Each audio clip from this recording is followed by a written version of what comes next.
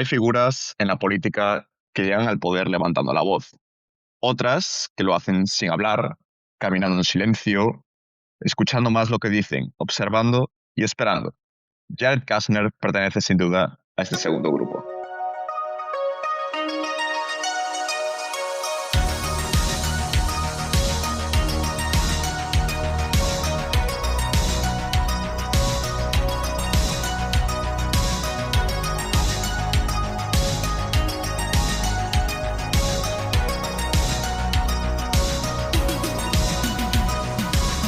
Hola a todos y bienvenidos a un nuevo episodio del podcast de The Political Room.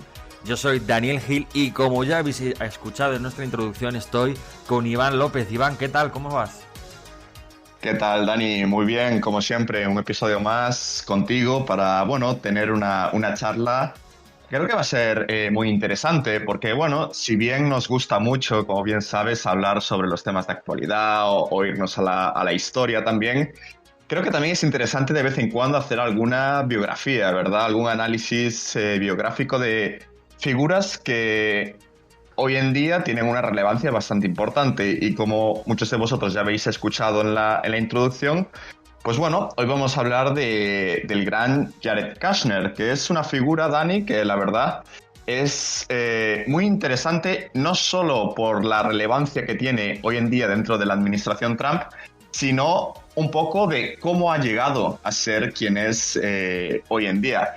Y si os parece a todos, si te parece bien, Dani, podemos empezar un poco tirando años atrás, ¿no? Como nos gusta mucho, si para entender realmente quién es Jared Kushner y por qué llegó a pocos metros del despacho oval, pues hay que empezar lejos de Washington, lejos de ese ruido político. Hay que empezar en Livingston, en Nueva Jersey, en 1981, dentro de una familia que, ya conocía muy bien el poder, pero vamos a decir que desde otro ángulo, ¿no? Más bien el dinero, los negocios. Y Jared nace como uno de los 4 hijos de Charles Kushner, un desarrollador inmobiliario multimillonario, que había construido un imperio en Nueva Jersey y que además, era un importante donante del Partido Demócrata y de múltiples causas benéficas. Desde joven, Jared mostró un perfil reservado, asiste a la Frisch School, donde se forma tanto académica como religiosamente, era una yeshiva ortodoxa en Paramus. Su identidad como judío ortodoxo, no es un elemento que podamos decir secundario dentro de su vida, sino que es más bien una estructura moral, social, que lo acompañará siempre y que, más tarde influirá como hablaremos en este podcast, profundamente en su visión del mundo y especialmente en su relación con Israel y Oriente Medio. En 2003, Jared se gradúa en Harvard y su acceso a la universidad años después sería, objeto de una cierta polémica mediática, pero en ese momento lo importante es otra cosa, es que Jared vuelve al mundo familiar con una misión, vamos a decir, implícita, es el gestor, ¿no? El que observa y es el que ejecuta. Y entonces, en 2005, ocurre el acontecimiento que marcará, vamos a decir, su vida para siempre. Y es que en ese año su padre, Charles Kushner, se declara culpable y es imputado de evasión fiscal, manipulación de testigos y donaciones ilegales a campañas políticas. El caso es bastante, vamos a decir, escandaloso, humillante, que es bastante público y en ese momento Jared tiene 24 años y de la noche a la mañana el apellido Kushner, pues pasa de ser sinónimo de éxito a convertirse en un símbolo de caída, ¿no? Su padre es condenado a 2 años de prisión, cumplirá uno y el famoso imperio Kushner queda bastante herido, ¿no? Pero ahí es Kushner donde, otros podrían haberse hundido, pero él no. Él, mientras su padre está en prisión, Jared asume el pleno control del negocio familiar, no rompe... Una cosa, Iván, que es que, Ah, vale. claro, respecto eh, al padre de Kushner, Iván ya todos lo conocéis, sabéis que es una persona muy educada, yo no tanto, y Iván se ha dejado fuera un incidente clave con respecto a la carrera delictiva del padre de Kushner que yo me resisto a no contarlo. Solo te interrumpo para contar esto.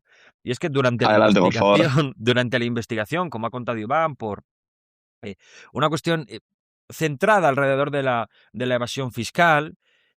También se le imputa represalias contra testigos, haber tratado de amenazar a testigos contra la fiscalía.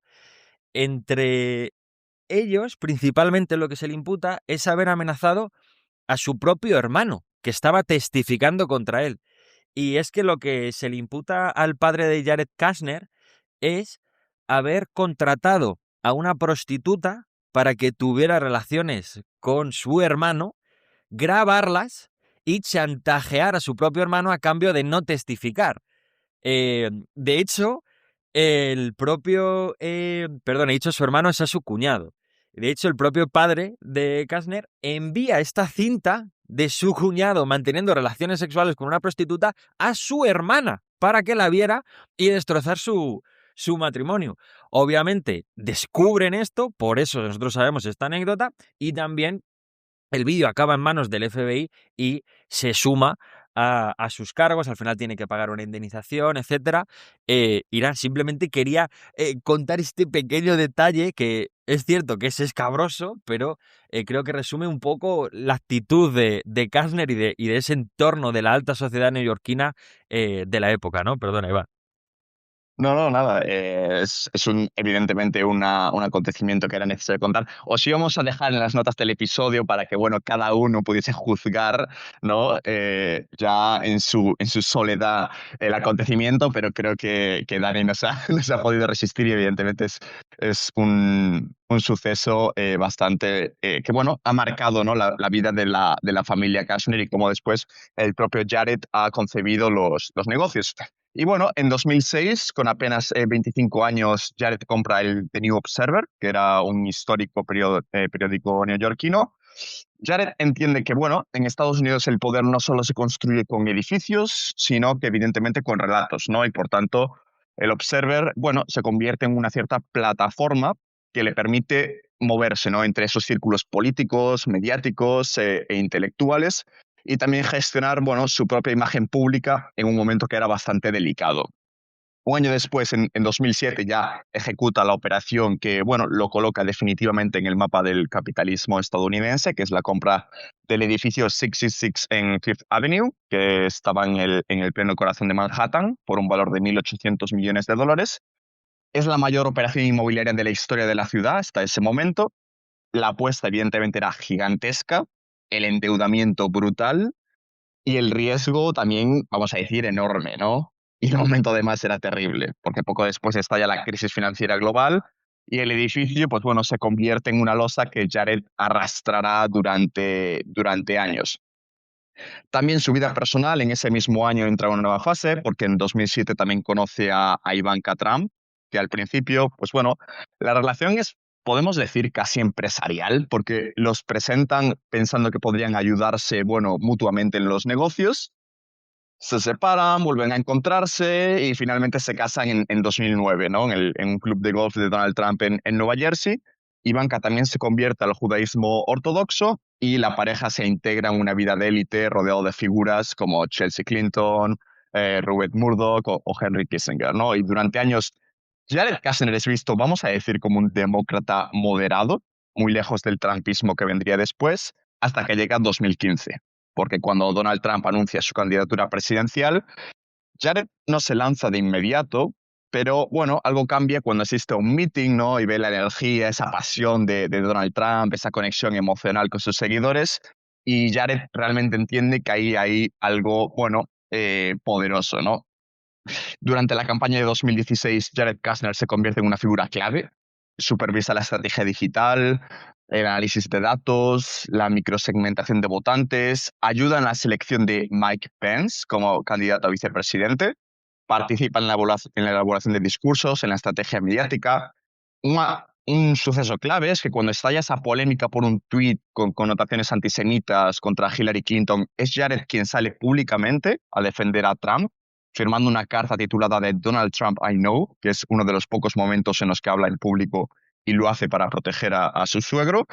Y bueno, para Donald Trump, Kushner representa algo muy valioso, que es la lealtad absoluta, la inteligencia y una mirada, vamos a decir, externa o fuera del establishment político. No es un burócrata no es un diplomático tradicional, es lo que muchas veces se le ha catalogado como outsider, ¿no? Y bueno, así en enero de 2017, Dani, pues Jared Kushner cruza definitivamente esa frontera entre negocios y poder político y con 35 años es nombrado asesor principal del presidente de Estados Unidos.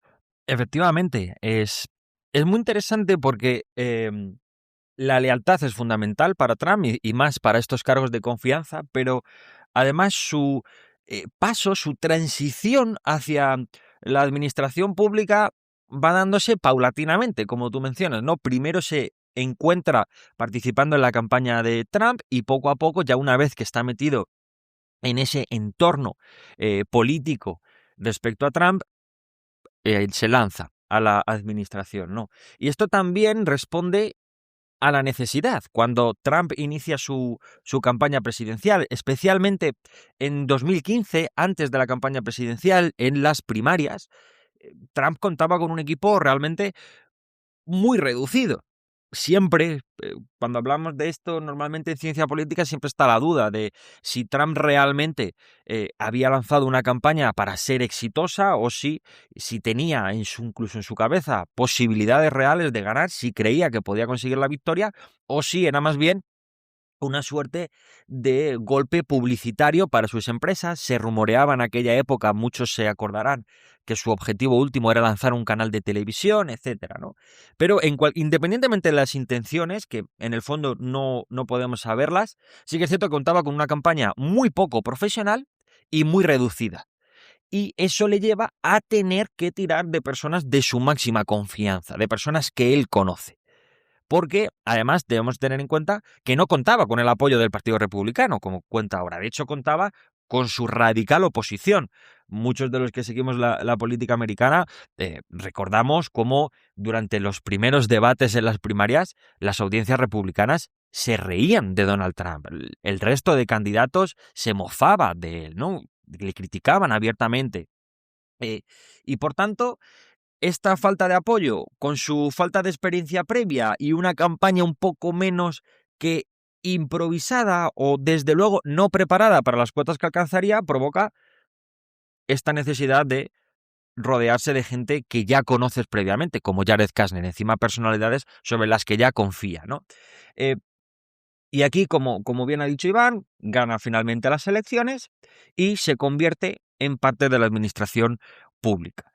Eh, Como Iván ha dicho, se dedicaba principalmente a redes, ambiciones digitales de la campaña, y como la campaña tiene éxito, esto refuerza mucho la posición de Jared Kushner, ya que se considera que son sus ideas, que eran bastante disruptivas para aquel momento, han tenido éxito, se han testado sobre el terreno y ha tenido razón. Por tanto, Jared Kushner comienza a ganar bastante peso, no solo por su posición como yerno de Trump, sino porque sus ideas disruptivas están teniendo éxito y así se considera y se juzga por el éxito de la campaña.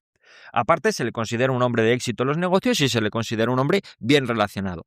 Todos estos factores, como digo, le garantizan un lugar en la administración. Su primer encargo oficial es el de dirigir la Oficina de la Innovación Americana. Esto es lo primero que hace Kastner, que es una organización, un organismo gubernamental que crea Trump, de nueva creación, con el objetivo principal de reducir la burocracia. Y sobre todo, y esto es clave porque permea toda la visión ideológica, no solo de Kastner, sino también de Trump, el objetivo de esta oficina es introducir criterios empresariales en la gestión del Estado, que se consideran más eficientes. Y de hecho, en esta oficina, bajo el mandato de Kastner, se incorporan muchos perfiles corporativos. Vemos directivos de Microsoft y de grandes empresas grandes de Estados Unidos que querían dar ese marchamo empresarial a la administración estatal. De hecho, bajo su dirección, la oficina que lanza planes de modernización, sobre todo en términos de infraestructuras digitales para el gobierno, tratando de hacer el gasto más eficiente, migrando servicios a plataformas más modernas. Se crean también estructuras como aquellos centros de excelencia que recordarás, Iván, que eran organizaciones, organismos creados a específicos en aquel momento para incentivar que las agencias federales tuvieran contactos con las partes empresariales, ¿no? Sobre asuntos concretos como computación en la nube, inteligencia artificial ya en aquel momento, digitalización, etcétera, ¿no? Y se trataba que esa expertise del sector privado pasara al Estado y esa comunicación fuera más fluida, ¿no? En general, estas eran las misiones principales de esta oficina, aunque también, a pesar de que no encaja demasiado, se le encargó a Kastner y a esta oficina parte de la gestión de la crisis de opiáceos que asolaba a Estados Unidos.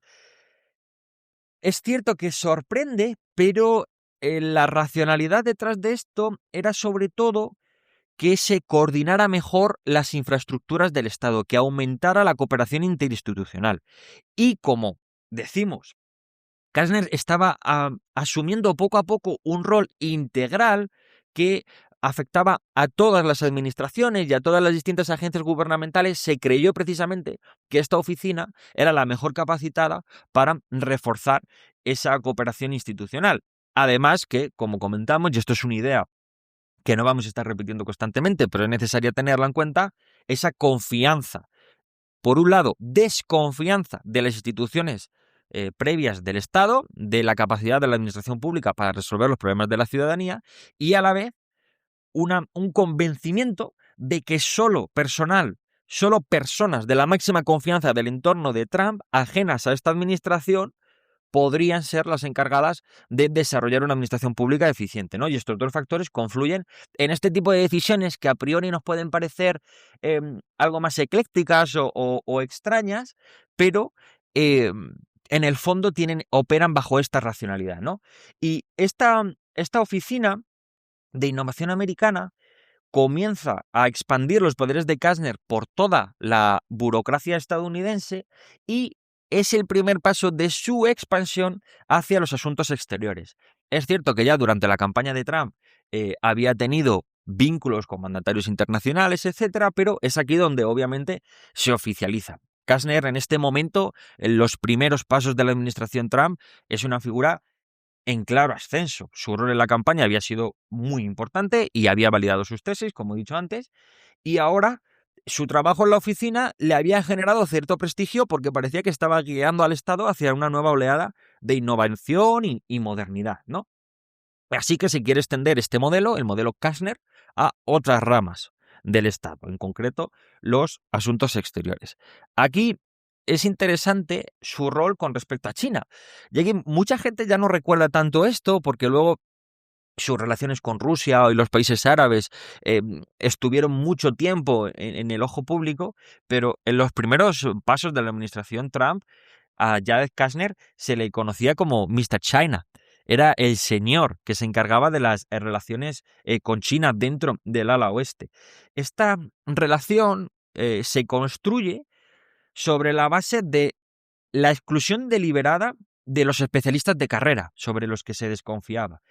Kastner sería reunirse con el entonces embajador chino en Estados Unidos, Kwei Tiankai, sin la presencia de expertos del Departamento del Estado.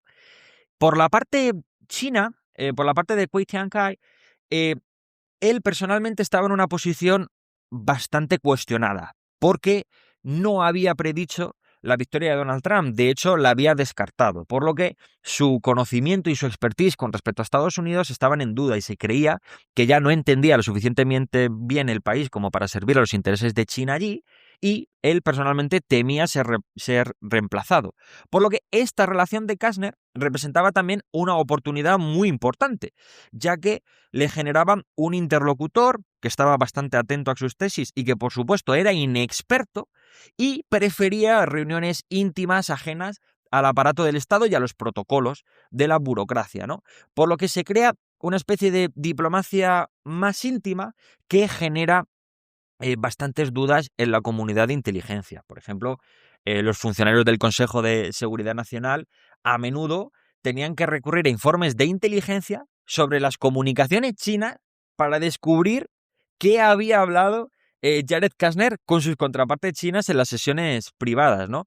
Además, estos informes sugerían que para Pekín Kushner era su canal de comunicación favorito, ya que desde China le percibían como un actor ingenuo por esta falta de experiencia y que su enfoque en los vínculos personales, que es un enfoque que por cierto también comparte Donald Trump, como hemos hablado aquí en muchas ocasiones, le hacía vulnerable y le permitía avanzar en los objetivos estratégicos de China sin la resistencia institucional que podía generar si esta comunicación se diera en los cauces habituales, ¿no? Esta preocupación, además, no solo que venía principalmente de la CIA y el FBI, no solo tenía que ver con lo formal, con el formato íntimo de las reuniones, sino que el conflicto de interés ya empieza a sobrevolar toda la imagen de Jared Kushner, ¿no? Y es que se creía que los intereses comerciales de Kushner personalmente y de su familia y los vínculos personales que tenían con personas relativamente afines al régimen chino podrían ser explotados por la inteligencia china para sacar concesiones, ¿no? Y convertirlo en un activo vulnerable. ¿A qué conexiones me estoy refiriendo en lo concreto? Por ejemplo, Wendy de Murdoch, mucha gente no la conocerá, pero seguro que le suena el nombre de Murdoch, es la ex mujer de Rupert Murdoch, es el presidente de Fox Corporation, ¿no? El mandamás de Fox News, que sabemos que tiene una relación muy estrecha con el trumpismo, ¿no? Existe una amistad bastante íntima y desde hace bastantes años entre la familia Kushner y Wendy Deng, y desde la inteligencia estadounidense indicaban que los funcionarios chinos consideraban que Deng Murdoch, eh, cuando hablaban de ella, se percibía que tenían cierta influencia sobre ella y que era proclive a aceptar las tesis del Partido Comunista de China. No tanto que fuera un activo de inteligencia per se, pero sí que era un actor sobre el que los agentes de inteligencia chino consideraban que tenían cierta influencia. Y esto lleva al propio FBI a advertir a Kushner de que podría la inteligencia china utilizar a Deng para ganarse la influencia de Kushner y conseguir una posición favorable al posicionamiento estratégico chino. Pero Kushner no decidió ignorar estas, estas advertencias por parte del FBI y no se produjo ninguna acción al respecto. Otra cuestión es el de la niñera. También mucha gente se acordará. Jared Kushner tenía una niñera llamada Shishi, si no recuerdo mal, que enseñaba mandarín a sus hijos. Y también el FBI la identificó como un factor de riesgo. A pesar de eso, Jared Kushner, de nuevo, decidieron ignorar estas advertencias y siguió manteniendo a Shishi, si es que este era su nombre, que creo que sí, en el puesto. Además, ya no solo esto, que pueden ser detalles, sino que, por ejemplo, en 2017, durante una reunión con el presidente chino, eh, el gobierno de China aprobó varias marcas comerciales vinculadas a Ivanka Trump, a sus empresas, ¿no? Que eran una de joyas, bolsos y, si no recuerdo mal, una relativa a servicios de spa también, ¿no? Que no habían conseguido autorización del gobierno chino hasta entonces y justo en este momento se consiguieron, lo que podía implicar esa voluntad de China de utilizar ese poder para congraciarse con los Kushner, ¿no? Además, también las empresas de Kushner habían recibido financiación masiva por parte de inversores chinos. Y también su hermana fue descubierta tratando de promocionar inversiones en China utilizando el nombre de su hermano y el cargo de su hermano para darle ese marchamo de prestigio dentro del país asiático. Sin embargo, como digo, Kushner ignora todas estas advertencias de inteligencia, una inteligencia de la que ya el propio Kushner desconfiaba y de todo ese aparato burocrático estadounidense, y él consideraba, como ha dicho en alguna ocasión, que su propio saber hacer y su astucia podría superar las distintas pretensiones que pudieran o no tener los chinos sobre él, ¿no? Eh, y en este punto me gustaría detenerme un poco o simplemente mencionar que esto entronca mucho con su visión general sobre el Estado, la política, etc. Lo que argumentaba Jared Kushner es que había muchos problemas que arrastraba el Estado desde hace muchas décadas. Y la respuesta del Estado para solucionarlos era que las mismas personas con las mismas ideas siguieran encargándose de los mismos. Esto Kushner lo considera como absurdo Y el mensaje era claro: la audacia personal, la ruptura de las estrategias previas, la ruptura con el personal previo es lo que puede llevar a resultados, porque llevamos décadas intentando las mismas fórmulas que no han tenido resultado, ¿no? Por lo que eh, esto es una visión global que tenía Kastner sobre el Estado y que conforma todas sus relaciones y su actitud. Entre tanto, mientras todas estas dudas sobre China aparecían, a Kastner le encargan también resolver el conflicto entre Israel y Palestina. Y él desarrolla un plan que se llama, lo consideran como paz para la prosperidad, ¿no? El Peace to Prosperity. Que el plan representa también un giro de paradigma, ya que abandona las fórmulas diplomáticas de los últimos años, de las últimas décadas, en favor de una lógica más empresarial, que era lo que se buscaba nombrando a Kastner en este proyecto, ¿no? En el fondo, el plan en sí no es tan innovador en términos concretos, ya que recicla varias ideas de los planes del 79, del plan Robles también, por ejemplo, del plan Alon también, eh, pero la racionalidad era asentar los asentamientos judíos en Cisjordania y bloquear la formación de un Estado palestino viable. Kastner así prioriza la seguridad y los intereses territoriales de Israel como premisas que son absolutamente innegociables y a partir de ahí construye su posición negociadora. Y a los palestinos les ofrece desarrollo económico. Y se habla de inversiones de 50.000 millones a cambio de renunciar a sus políticas, etcétera, trasladar incluso eh, la capital. Eh, claro, todas estas demandas a Palestina lo que le generan, si recuerdas, Iván, Mahmoud Abbas definió el plan de Kastner como la bofetada del siglo. Y es que realmente incluía una renuncia prácticamente total a todas sus demandas políticas a través de desarrollo económico. Por tanto, ahí se encalla el proceso. Podemos decir que eh, este es el primer fracaso diplomático de Kastner en alguna manera, ya que no desencalla el proceso eh, y de hecho se enconan las posiciones, no consigue ningún éxito ahí, pero esta idea y estas bases de este acuerdo suponen el punto de partida para los acuerdos de Abraham, que es precisamente su mayor logro, ¿no? Ya que logra la normalización de las relaciones entre Israel con los Emiratos, Bahrein, Sudán, también Marruecos en aquel momento, ¿no? Y este éxito nos entronca con otra de las claves de Kastner y de el primer mandato, que es su relación personal con las monarquías del Golfo y especialmente con Arabia Saudí y en concreto con el príncipe heredero Mohammed bin Salman. Se crea una especie de alianza estratégica, entre Jared Kushner y bin Salman, que es la columna vertebral de su política en Oriente Medio.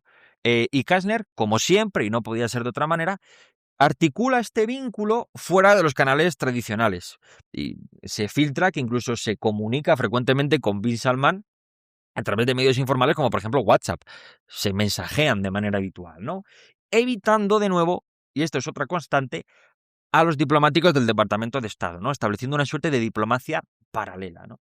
Y esta relación redefine de alguna manera las prioridades de Washington, ya que prioriza la estabilidad regional y las ventas masivas de armas, el negocio, sobre agendas más políticas, que lo vimos también con la administración Obama, que tenían mucho marchamo de derechos humanos, que en aquel momento se creía que Estados Unidos debía utilizar su posición de fuerza para no solo asegurar la estabilidad en la región, sino también garantizar o presionar en la dirección de conseguir un cambio, no tanto hacia la democracia, pero sí hacia una agenda más favorable a los derechos humanos por parte de estos países de Oriente Medio.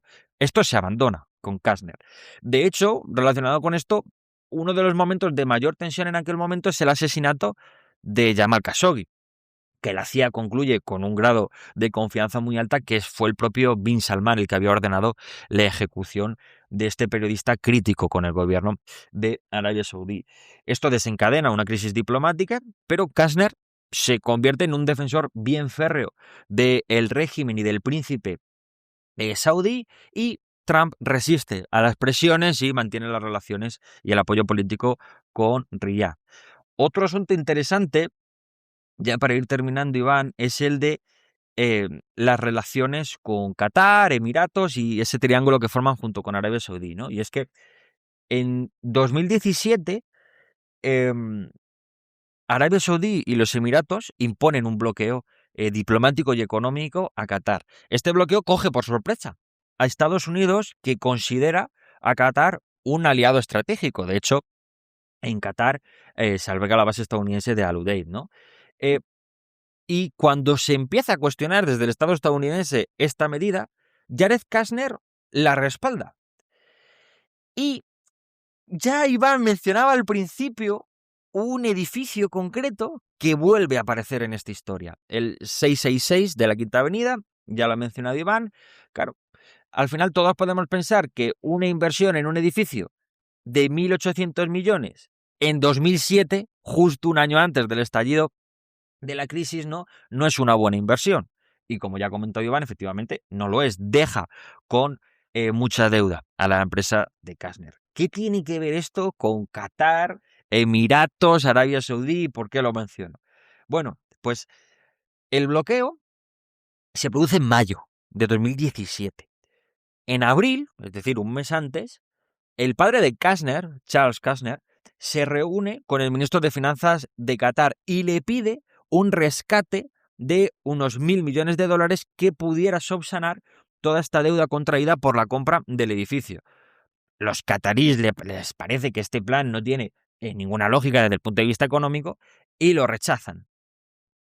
Semanas después es cuando Kushner apoya el bloqueo. De hecho, Kushner no solo apoya el bloqueo, sino que lo apoya sin informar siquiera al secretario de Estado en aquel momento, que era Rex Tillerson. Y Tillerson, el propio secretario de Estado estadounidense, llega incluso a acusar públicamente a Jared Kushner de haber establecido una diplomacia en la sombra que estaba siendo manipulada por líderes extranjeros que utilizaban estas deudas de Kushner como palanca para conseguir influencia, ¿no? Finalmente la historia termina con que en agosto de 2018 una empresa llamada Brookfield Assets Management rescata la propiedad, rescata este edificio, ¿no? Por un contrato de arrendamiento de 99 años por un valor de unos 1.200 millones de dólares que prácticamente liquida toda la deuda. En esta empresa, el Fondo Soberano de Qatar es el segundo mayor inversor. El bloqueo de Qatar, como todos sabemos, termina algo después, justo un día antes de que termine la primera administración Trump, el 5 de enero de 2021. Y por último, ya para terminar, me gustaría hablar de cómo chocan estas dos visiones, porque vemos que paralelamente estamos dibujando una trayectoria donde se establece la diplomacia informal de Kushner y la diplomacia tradicional de Estados Unidos. La balanza siempre se inclina del lado de Kushner, ya que cuenta con el apoyo absoluto de Trump. Pero ¿cómo converge esta lucha? Pues uno de los aspectos más interesantes para dirimirlo es la cuestión de su autorización de seguridad del propio Kushner. Durante prácticamente 2 años, desde que llega Trump al poder hasta aproximadamente 2018, Trump le otorga a Kushner una credencial de autorización interina, falta de evaluación, que le da acceso a todos los documentos top secret del gobierno estadounidense. De hecho, le da acceso al informe diario del presidente, que es considerado el documento de inteligencia más sensible de Estados Unidos, ¿no? Para acceder a este documento tienes que pasar un formulario muy conocido en Estados Unidos que es el SF-86. Este es un formulario que básicamente es el punto de partida para que todas las agencias federales realicen una investigación de antecedentes antes de otorgar una autorización de seguridad. Es un cuestionario enorme, tiene más de 120 páginas y cubre los últimos 7 o 10 años de toda tu vida. Te piden detalles sobre tu residencia, tus viajes y todos tus contactos extranjeros, tus finanzas, tu salud mental, si has cometido algún delito, etcétera, ¿no? Al principio se le da esta autorización, como digo, sin pasar este formulario. Luego se le requiere y Kushner lo tienen que enmendar varias veces, ya que en los apartados de los contactos extranjeros al principio se niega a dar información, luego la da parcialmente. Estas cuestiones harían imposible que tuviera esta acreditación de seguridad, pero Kushner la tenía porque contaba con el apoyo de Trump, ¿no? Finalmente entrega el documento completo, se revelan varias reuniones con mandatarios extranjeros, especialmente rusos, que preocupan a la inteligencia, ¿no? Se encuentra, por ejemplo, en junio de 2016, Kastner con una abogada rusa que le ofrece secretos sobre Hillary Clinton. Kastner asegura que llega tarde a la reunión y se va muy rápido. También se encuentra con jefes de entidades rusas sancionadas. Se establece aquí un poco la duda con respecto a su papel en la posible trama rusa de las elecciones de 2016 por estos encuentros. Finalmente no se encuentra nada. Y Kastner decía pues, que todas estas cuestiones tenían su explicación y que eran un poco más que malentendidos realmente. Esto deteriora las relaciones de Kastner con el aparato tradicional de inteligencia del Estado, hasta el punto de que en febrero de 2018 el jefe de gabinete por aquel entonces, que era John Kelly, le quitó el acceso top secret de alto secreto a Kastner y solo se lo dejó en secret. Le rebaja un escalón, lo que le impide leer este informe diario del presidente, ¿no? Y la inteligencia más comprometida. Sin embargo, a pesar de que los informes de inteligencia afirmaban que se había recomendado a Trump no otorgarle ninguna autorización permanente a Kastner porque pues, les preocupaba sus lazos financieros y las posibles influencias extranjeras, Donald Trump ignora todas estas recomendaciones y puentea al jefe de gabinete John Kelly y 2 meses después le vuelve a restituir la máxima autorización de seguridad que ya le duran hasta su final de mandato en 2021. Por lo que vemos, esta tensión entre ambas visiones del Estado y cómo al final el que inclina la balanza es Trump y Trump la inclina a favor siempre de Jared Kushner. Ocurre las elecciones de 2020, Trump pierde el mandato y se inicia aquí, Iván, una especie de periodo de entreguerras para Jared Kushner, un periodo en el que no está en la administración pública y es que es una etapa no demasiado conocida en su vida. ¿Qué hace Kushner aquí? Si hay una inversión, Dani, que Jared Kushner estaría decidido a hacer es suscribirse a The Political Room por solo 19,99 al año, que equivale a 1,67 euros al mes, tendréis acceso a artículos premium, webinars, infografías, podéis escuchar artículos, guardar artículos en favoritos, es decir, es una auténtica ganga y estoy seguro que Jared Kushner no dudaría en invertir en ello. Volviendo un poco, Dani, a lo que comentabas del periodo de entreguerras. Y la verdad es que es muy poco conocido, pero es bastante interesante porque mezcla tanto ese ámbito financiero que a Jared Kushner siempre le ha atraído y que ha gestado en buena parte su ascenso político, con los contactos que ya él había hecho durante el primer mandato de Donald Trump. Y es que si nos situamos en esa, bueno, madrugada posterior a las elecciones en noviembre del año 2020, pues mientras Donald Trump insiste en que ha ganado, habla de fraude, se prepara para luchar, pues Jared Kushner realmente ya ha tomado una decisión que es bien distinta, ¿no? Y decide, pues, marcharse de Washington para establecerse en Miami. Apenas habían pasado unas 24 horas desde el cierre de las urnas, el resultado aún no era oficial, pero bueno, Jared Kushner creía realmente que Trump ya no había ganado, tampoco Ivanka lo creía, y mientras el presidente se aferraba a su cargo, pues bueno, su yerno ya empezó a hacer lo que mejor sabe hacer, que es anticiparse, cerrar una etapa y preparar la siguiente. Y apenas unos meses después, Kushner funda la firma Affinity Partners, que es una firma de capital privado con sede en Miami.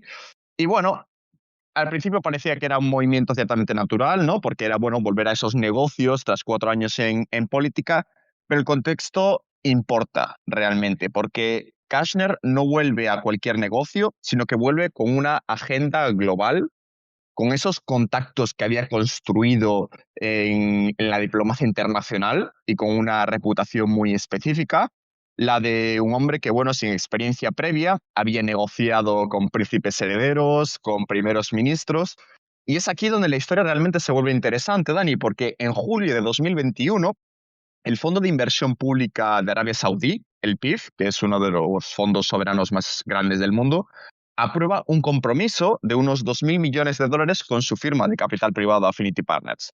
La cifra es realmente escandalosa, especialmente si se tiene en cuenta un detalle clave, que es que Affinity no tiene historial como fondo de capital privado. Incluso los propios asesores del fondo saudí expresan dudas muy serias. Tenemos documentos que hablan de dudas sobre todo con la inexperiencia del equipo gestor, de riesgos reputacionales, de una estructura de comisiones considerada excesiva. Pero el consejo del fondo, presidido por nuestro amigo el príncipe heredero Mohammed bin Salman, aprueba la inversión y lo hace por encima de todas las recomendaciones técnicas que le han dado sus asesores. Y bueno, aquí evidentemente se produce una continuidad clara con el pasado y como ha explicado muy bien Dani, durante esa etapa en la Casa Blanca, pues bueno, Jared Kushner desarrolló, ¿no?, una relación personal muy estrecha con Mohammed bin Salman y ahora estos mismos actores se convierten en sus principales inversores. A esos 2.000 millones saudíes se suman aportaciones relevantes, aunque menores, de Emiratos Árabes Unidos o de Qatar, elevando esos activos iniciales de Affinity a alrededor de 3.000 millones de dólares. Y con el tiempo la cifra, pues bueno, crecerá aún más.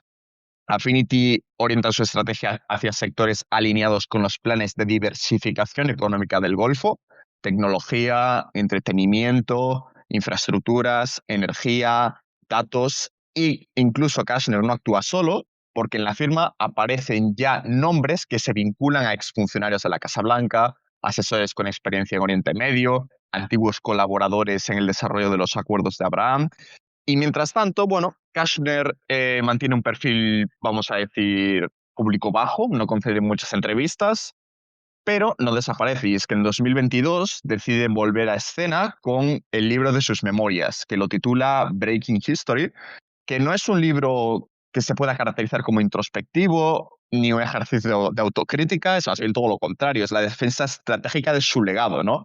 Kastner presenta su paso por la Casa Blanca como una misión empresarial, como comentaste, Dani, romper con esa burocracia, actuar con rapidez, pensar fuera de los moldes tradicionales. Defiende su papel en política exterior y presenta los acuerdos de Abraham como, bueno, su prueba definitiva, ¿no?, de que su enfoque es el no convencional, personalista, directo, funcionó donde generaciones de diplomáticos habían fracasado. Evidentemente, las críticas no tardan en llegar, ¿no? Antiguos colaboradores lo acusan de arrogancia, de sobreestimar su papel, de minimizar el trabajo de otros. Pero bueno, el objetivo del libro no es tanto convencer a los expertos, es fijar un relato, dejar constancia y preparar el terreno para lo que pueda pasar. Y mientras tanto, bueno, su firma de capital privado Affinity Partners empieza a invertir. Kastner entra en empresas tecnológicas, plataformas digitales, energía solar, comercio electrónico, invierte en compañías en Israel, en el Golfo, en mercados emergentes. Se presenta como, bueno, una especie de puente capaz de canalizar ese capital árabe hacia la innovación israelí y occidental, ¿no? Y Kastner, bueno, entiende algo esencial, que su valor no está solo en el dinero que gestiona, sino en su posición única, ¿no? Uno de los pocos actores que tiene, bueno, esa confianza, o al menos el acceso, tanto a líderes israelíes como a monarquías árabes, ¿no? Y además mantiene una relación directa con Donald Trump. Y a medida que se acercan esas elecciones de 2024, esa relación también vuelve a cobrar importancia. Kashner, digamos que no ocupa un cargo formal en la campaña, no aparece en primera línea, pero bueno, está ahí, está disponible. Asesora de manera informal, especialmente en asuntos relacionados con Oriente Medio, Arabia Saudí e Israel.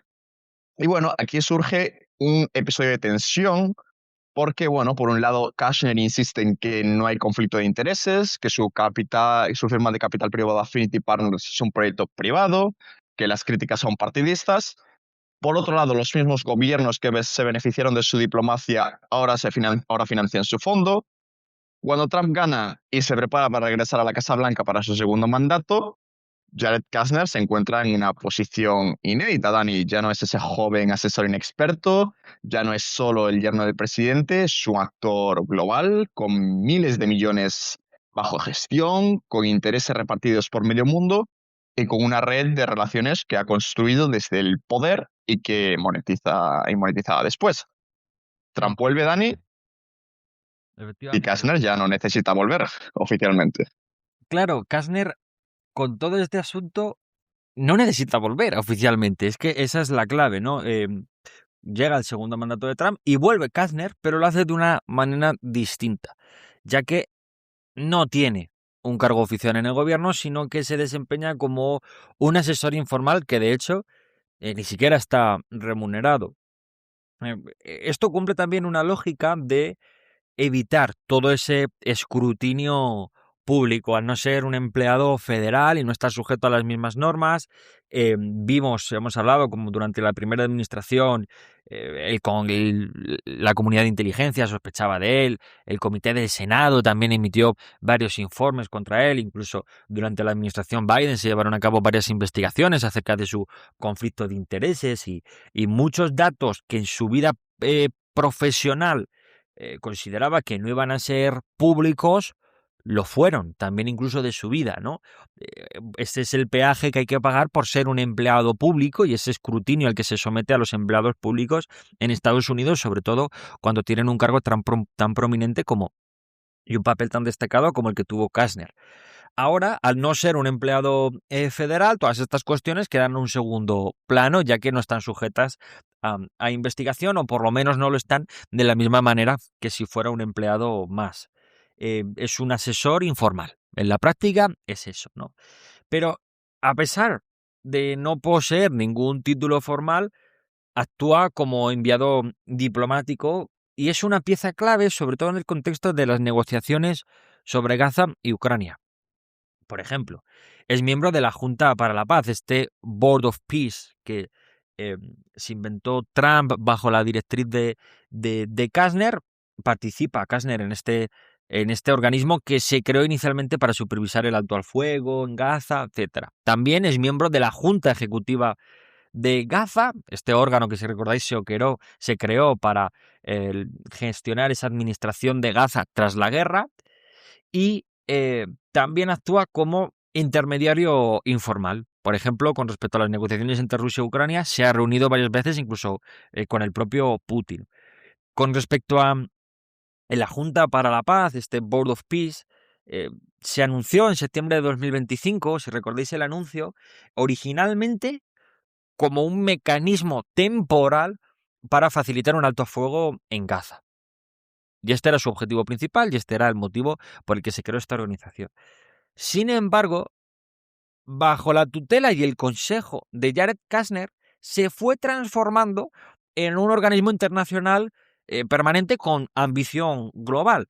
De hecho, se intenta construir como una especie de Naciones Unidas paralela, bajo la presidencia inaugural de Donald Trump, que no tiene ningún límite de mandato prescrito. La Junta se establece como una estructura que trata formalmente de desafiar de alguna manera a Naciones Unidas. De hecho, su carta fundacional estipula que una paz duradera requiere, cito textualmente, un juicio pragmático y soluciones de sentido común, alejándose de las instituciones que han fallado sistemáticamente. Vemos de nuevo este razonamiento de Trump y Kushner aplicado en este caso a la Junta para la Paz, ese Board of Peace. La estructura de poder en la Junta se basa siguiendo también esta lógica empresarial, ya que se basa en el dinero. Los países que deseen un estatus de miembro permanente y, por tanto, capacidad de decisión en sus estructuras a largo plazo, deben realizar un compromiso financiero de $1.000 millones, ¿no? Este enfoque es cierto que ha traído algunas naciones, por ejemplo, Argentina, Bahrein, Emiratos, como ya hemos comentado, con esas relaciones privilegiadas con Kushner, también Hungría dentro de Europa, Marruecos, Arabia Saudí, por supuesto, y otros más, pero también evidencia, es un microcosmos de esa ruptura con el orden tradicional, ya que potencias diplomáticas como Francia, Reino Unido, Alemania, Canadá, no han participado, ¿no? O incluso en algunos casos, como en el caso de Canadá, les retiraron la invitación, ¿no? Pero han rechazado participar. Dentro de todo este esquema del Board of Peace, Kushner asume el rol, como decíamos antes, de un rol realmente central en la Junta Ejecutiva de Gaza, ya que trabaja como con el enviado especial Steve Witkoff, ¿no? y también el primer ministro Tony Blair, que de manera sorpresiva también tiene un rol en esta junta. La junta no solo supervisa la posguerra, sino que también actúa como el brazo operativo de una diplomacia que trata de ignorar esa burocracia multilateral que sobre todo en el tema de Israel y Palestina, incluso desde la administración más tradicional de Estados Unidos y desde mucho antes que Donald Trump llegara a la Casa Blanca, ya se veía como anquilosada y que realmente había procesos que lastraban la consecución de unas negociaciones, ¿no? Y esto es algo que Kastner quiere puentear y olvidar. Es muy interesante en este contexto los hechos que ocurren en octubre de 2025, porque resume bien lo que es este enfoque, ¿no? En octubre de 2025 se genera un escenario de crisis en el marco del conflicto en Gaza. Y es que Israel lleva a cabo un ataque en Doha contra un complejo donde se encontraban los negociadores de Hamas. Y esto es algo que, a pesar de la posición pro-israelí profunda de Jared Kushner y también de Steve Witkoff, genera oposición por su parte, pues lo veían como una traición ante sus propios esfuerzos, los esfuerzos de la administración Trump, por mejorar relaciones en Oriente Medio y crear ese marco general de convivencia y estabilidad que les permita desarrollar sus negocios allí. Y en esta situación, Kushner decide ignorar todos los precedentes del Departamento de Estado previos que prohíben el contacto directo con organizaciones terroristas y toma la iniciativa, y el propio Kastner junto con Witkoff obtienen la autorización directa de Donald Trump para cerrar un acuerdo con Hamas directamente. Así, ambos se reúnen con la organización y aquí cuentan una anécdota que resume extraordinariamente bien el enfoque de estas personas respecto a las relaciones tradicionales y también el de Trump y su administración. Cuentan que Steve Witkoff, que había perdido a su hijo pocos años antes a causa de una sobredosis, compartió su duelo y entabló una relación personal con el negociador principal de Hamas, quien también había perdido a su hijo en el bombardeo de Doha. Así, la negociación diplomática se construyó en base a esta empatía y en base a esta relación personal entre Witkoff y el negociador jefe de Hamas. Entiendo tu dolor, he pasado por lo mismo. Vamos a tratar de evitar que esto ocurra. Esto es un enfoque eh, profundamente personalista que obvia los canales diplomáticos previos, que trasciende en cierto sentido la política y conforma toda esta cosmovisión de Donald Trump, de Jared Kushner y de esta nueva estrategia exterior de Estados Unidos, ¿no? Es un detalle bastante significativo que no es para nada menor, ¿no? Eh, en base a este ambiente que se crea en base a esta relación personal, Kastner aprovecha el momento y redacta un plan de 20 puntos cuya una de las piezas angulares es esa disculpa que Trump presionó a Benjamin Netanyahu para conseguir, ¿no? Y que se le ofrece en este momento. Kastner, de hecho, respecto a estas situaciones, ha bromeado diciendo que los acuerdos de Abraham fueron el plan C, que solo se puso sobre la mesa cuando fallaron el A y el B, pero que sobre Gaza recorrieron todo el alfabeto 7 u 8 veces antes de encontrar la fórmula ganadora. Y se desbloquea precisamente en base a su análisis de la situación gracias a esta conexión personal en una situación de crisis, ¿no? Lo que refuerza de alguna manera su enfoque. Más allá del cese al fuego, la visión de Kastner para Gaza se materializa en una propuesta de construcción que él mismo define en el Foro Económico de Davos, la creación de una especie de riviera en Oriente Medio, con esa mentalidad profunda de promotor inmobiliario neoyorquino, ¿no? Que conforma la cosmovisión de Kastner. Kastner imagina una Gaza como una propiedad a pie de playa, con un valor incalculable, que simplemente necesitaba ser estabilizada para aprovecharse. Su plan propone esta transformación radical que incluso desafía los datos de la ONU, que la ONU estima que para limpiar las toneladas de escombros y municiones sin explotar en la zona se necesitarían décadas, mientras que Kastner mantiene que es factible reconstruir ciudades como por ejemplo Rafah en apenas 3 años, ¿no? Para garantizar la seguridad de esta inversión, Kastner diseña una fuerza de estabilización internacional, cuyo objetivo principal es el desarme de Hamas y la creación de una fuerza policial entrenada por Egipto y Jordania, bajo la premisa de que nadie puede invertir dinero en Gaza para construir algo que pueda ser destruido por el terrorismo. Esta misma lógica de trato comercial se traslada a la mediación de Kastner en el conflicto entre Rusia y Ucrania. En misiones de alto nivel en Moscú durante diciembre de 2025 y también en enero de este mismo año, Kastner mantuvo encuentros de varias horas con el propio Putin, actuando como un canal directo entre el Kremlin y el propio Trump, puenteando toda esa diplomacia tradicional. Kastner, de hecho, busca dar forma a un gran acuerdo para diseñar el respaldo económico de posguerra que incentive a ambas partes a cesar las hostilidades, basándonos en la premisa de que se pueden explotar intereses conjuntos lo suficientemente atractivos como para que las partes quieran dejar las hostilidades. Este enfoque genera de nuevo alarma entre sobre todo los aliados europeos y los diplomáticos tradicionales, que temen que esta falta de experiencia previa de Kastner lo haga vulnerable a las manipulaciones tácticas de la diplomacia rusa y en concreto de Putin. Mientras que la diplomacia tradicional veía en estas reuniones una erosión de la alianza transatlántica, la administración Trump las defendía como una forma de realismo pragmático y necesaria para terminar una guerra de desgaste que las instituciones europeas hasta este entonces no habían podido frenar. De hecho, Kastner opera bajo la premisa que incluso el mapa de Europa puede ser rediseñado si se encuentran los incentivos adecuados para, involucrando siempre al sector privado, para planificar la reconstrucción de la economía ucraniana como una parte integral del acuerdo de paz. Eh, y con esto ya vamos terminando, porque ya nos acercamos a las fechas actuales, y eh, aun a pesar de las acusaciones de conflicto de interés, la defensa de Kastner es clara. Lo que los críticos consideran como un conflicto de interés, él lo define como experiencia y relaciones de confianza.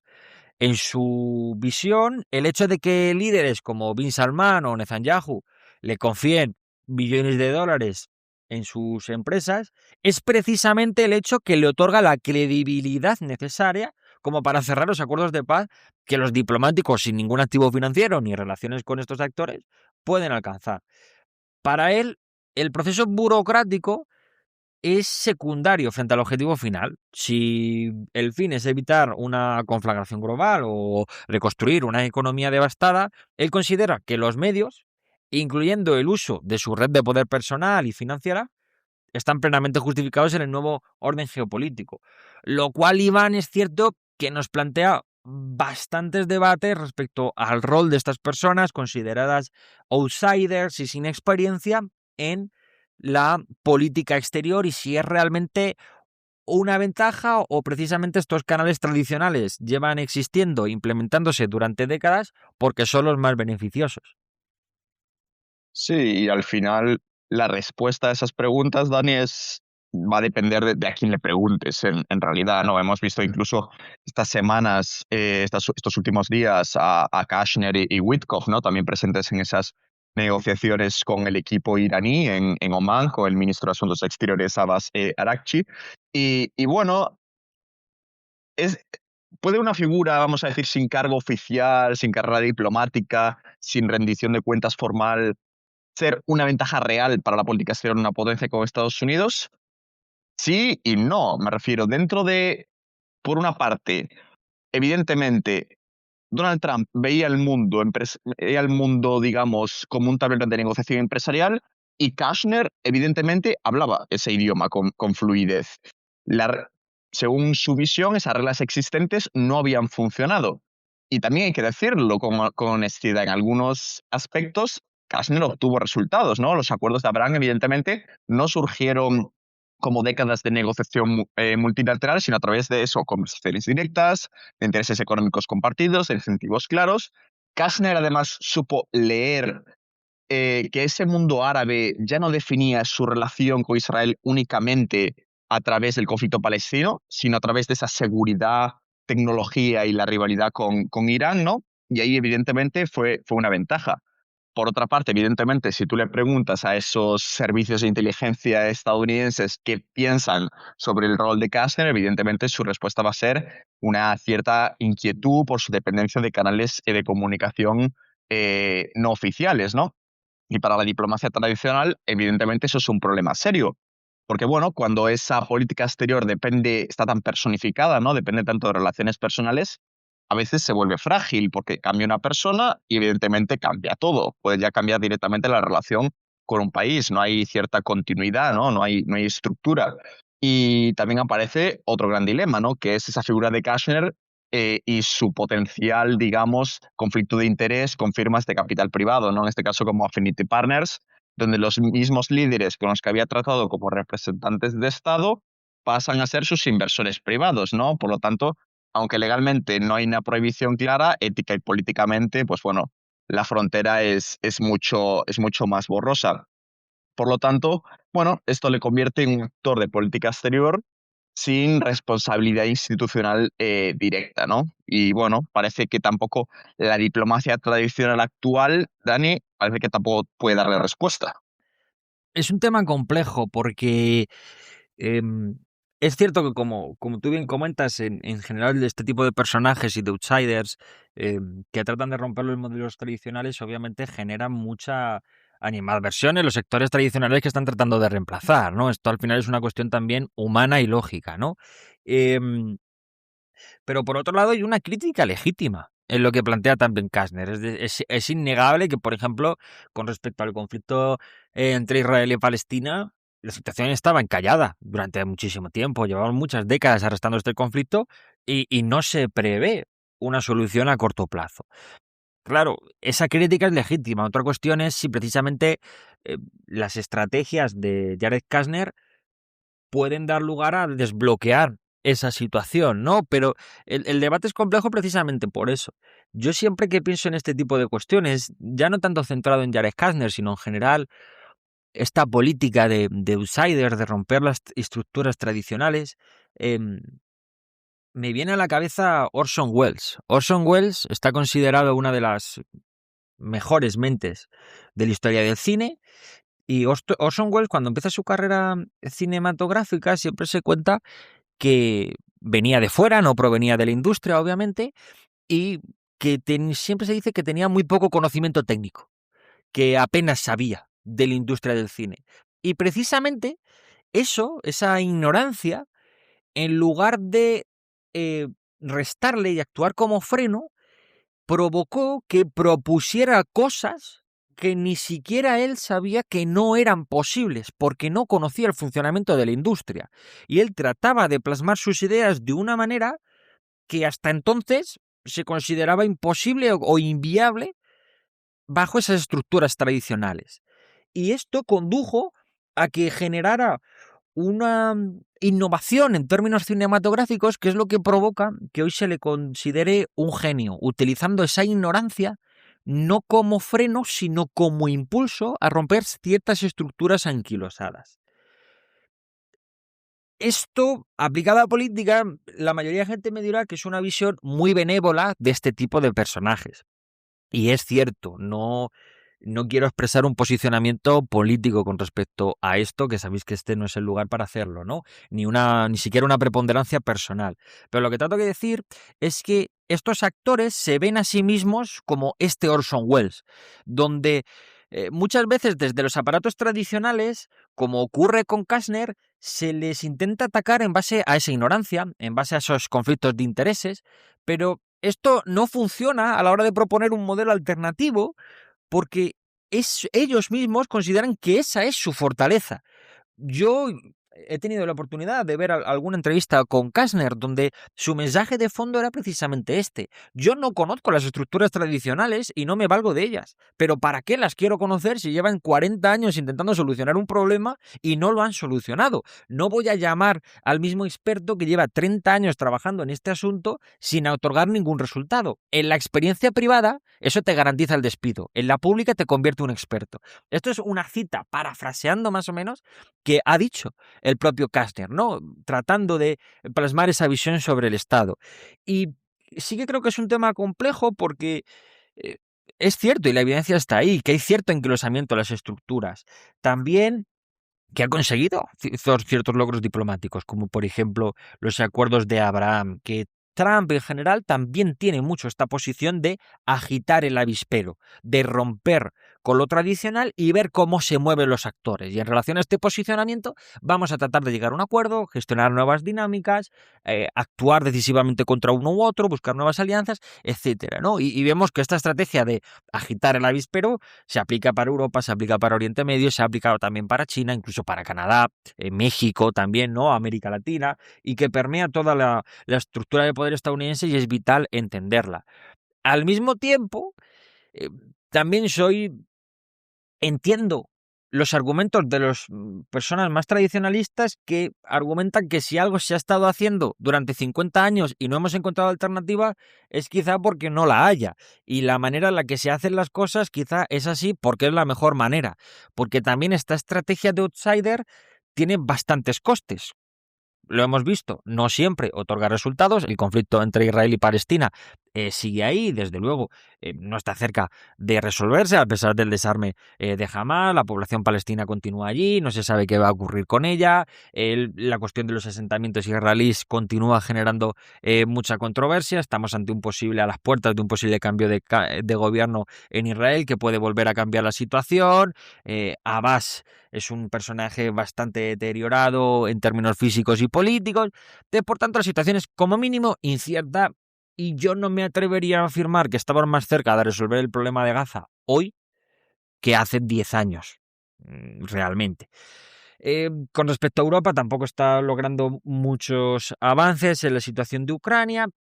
Además, genera mucha desconfianza entre sus aliados. Y bueno, no me gustaría extenderme más porque es un tema complejo, pero tiene bastantes costes. También los tiene seguir actuando de la manera que se estaba actuando, ¿no? Entonces, por tanto, eh, yo creo que hay que tener cierto rechazo a todos estos análisis que venden una u otra manera de hacer las cosas como la manera ideal, que sí, que toda la política tradicional falla y necesitamos gente nueva, el Estado se puede gestionar como una empresa. Yo creo que esas afirmaciones, basándonos solo en la evidencia, hay que cogerlas con bastantes pinzas. Y por otro lado, la pretensión de la manera en la que hacemos las cosas es la mejor posible. Yo creo que con respecto a algunos escenarios concretos especialmente, había que revisarla también, Iván, no sé. Sí, yo creo que con ese mensaje nos podemos quedar, Dani, y a todos nuestros oyentes también os leemos en comentarios y queremos saber vuestra opinión si esa figura de outsider, ¿no? De diplomático que no tiene un cargo oficial y que se mueve más bien por canales más directos, ¿no? Y con relaciones que pueden ser relaciones más de amistad con los líderes políticos, pues realmente los potenciales beneficios que pueda obtener superan a los costes que ya hemos visto en este podcast. Y con esto nos despedimos aquí, Dani. Muchísimas gracias a todos por estar ahí y nada, nos vemos en el siguiente podcast. Todos, hasta luego.